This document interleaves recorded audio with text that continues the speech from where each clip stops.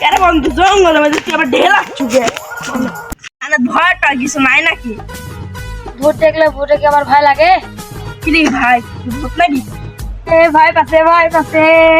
আমি এখন একটা কথা বলি, এই জায়গার যে হচ্ছে জিনের আড্ডা থাকে। ইরে বাবা, ভয় পাচ্ছে ভয় পাচ্ছে ভয় পাচ্ছে। আরে তুই এটি একলা একলা কি গাইছু?